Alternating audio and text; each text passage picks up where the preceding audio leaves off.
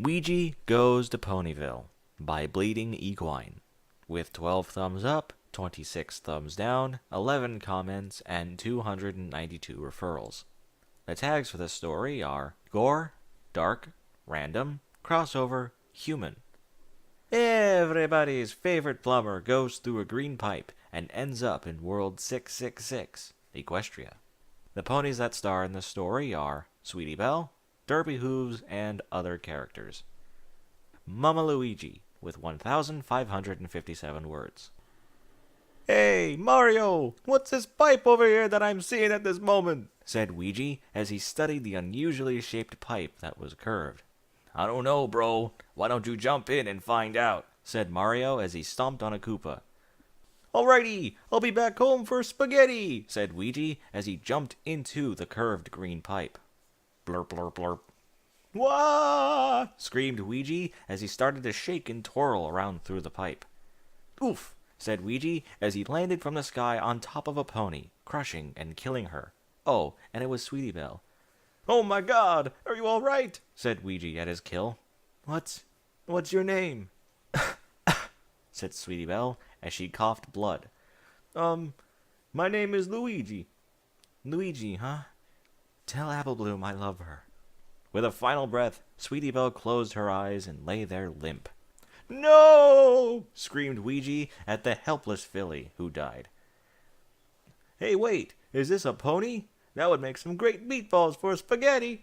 Weegee then pulled out a meat grinder from his green overalls and started to tenderize Sweetie Belle's dead body into meatballs. This is gonna be a good meal when I get back to Mushroom Kingdom.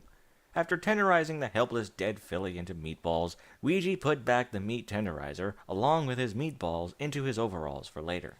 He then wiped the blood off his overalls and started to look back into the sky, where he came from, and he saw the pipe all the way connecting from a very tall mountain. Ay, Dios mío! How am I supposed to get up there? Then he noticed a Pegasus, flying up from the sky, going past the mountain. Weegee made a sound, and put his finger up to his lips, and finally realized how he can get back to the pipe. I will use the flying horses to get back home. It'll be as easy as riding a Yoshi. Weegee then noticed a white-haired horse with a yellow mane right next to a house delivering mail. She seemed to have a mailbag, and on her flank was some bubbles. Perfect! I'll use her. Weegee then snuck up really close to the pony and stared at her creepily until she noticed him, and as soon as she backed up from surprise, Weegee jumped on her back.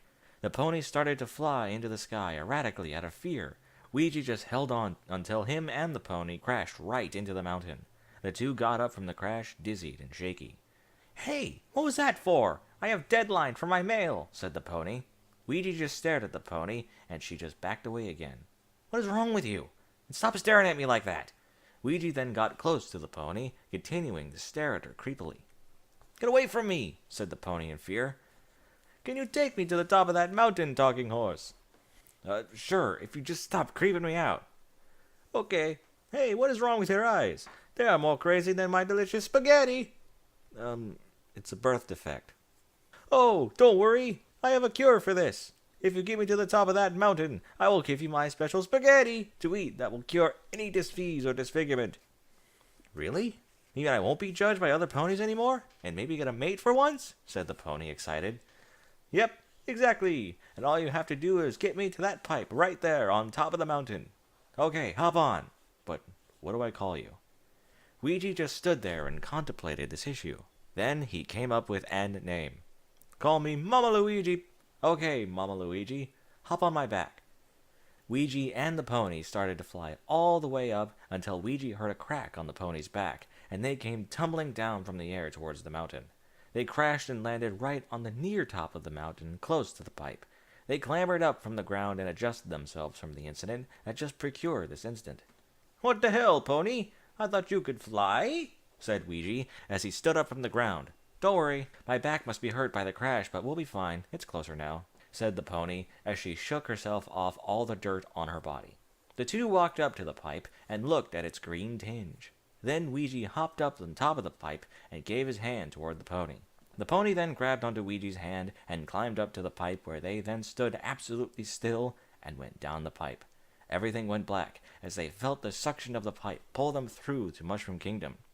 Derpy and Weegee arrived on top of the pipe on the other side, and to Weegee's dismay, his brother was gone.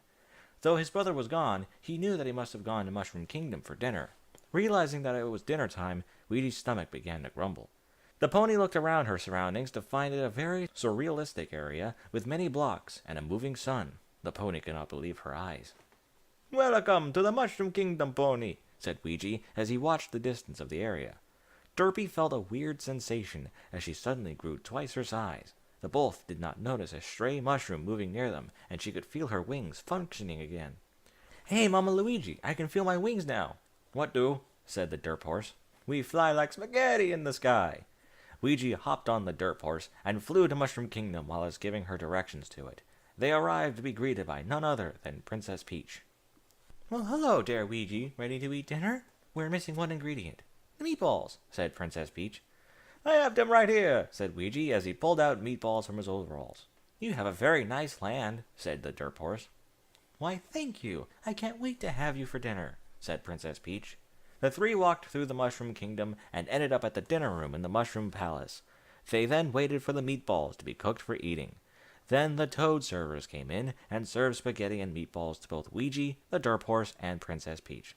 Where is Mario? Asked Weegee as he chomped with a mouthful of meatballs in his mouth.